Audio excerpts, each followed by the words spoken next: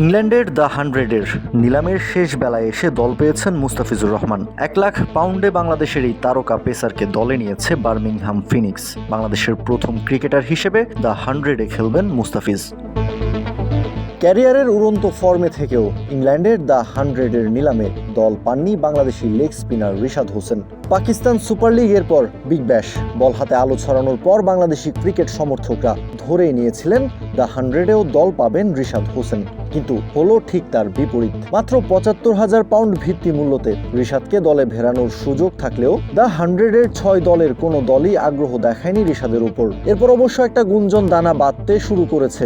The 100-এর ৬ দলের ৩টাই ভারতীয় মালিকানাধীন হওয়ায় বাংলাদেশি ক্রিকেটার সাইন করানো থেকে হয়তো বিরত থেকেছেন তারা। আইপিএল নিলামের পর মুস্তাফিজুর রহমানকে নিয়ে মঞ্চস্থ হওয়া নাটক নিশ্চয়ই মনে আছে সবারই। এরপর তো বাংলাদেশ টি-20 বিশ্বকাপে অংশগ্রহণ করতে যায়নি।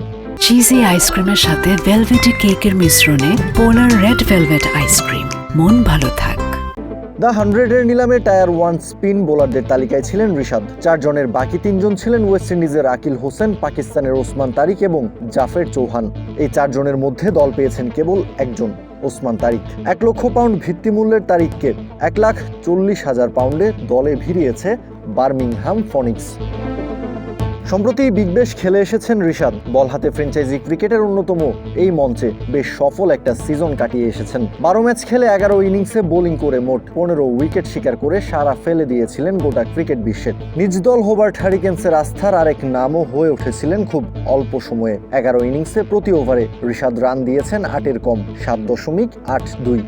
এরপর দেশে ফিরেও নিজের জাত চিনিয়েছেন এই লেগ স্পিনার। বিসিবির আয়োজিত অদম্য টি-20 কাপে ৩ ম্যাচ খেলে শিকার করেছিলেন ৫টা উইকেট। এরপর ওয়ানডে ফরম্যাটের বিসিএলেও আলো ছড়িয়েছেন বল হাতে। ৫ ম্যাচে শিকার করেছেন ৯টা উইকেট। বিগ ব্যাশ খেলে আসার পর স্পষ্টত পরিবর্তন এসেছে তার বোলিংয়ে এবং মাইন্ডসেটে। তাই তো রিশাদ হোসেনকে দ্য 100-এর নিলামেও দল পেতে দেখতে চেয়েছিলেন বাংলাদেশি ক্রিকেট সমর্থকরা, কিন্তু সেই আশাই তো গুড়ে বালি।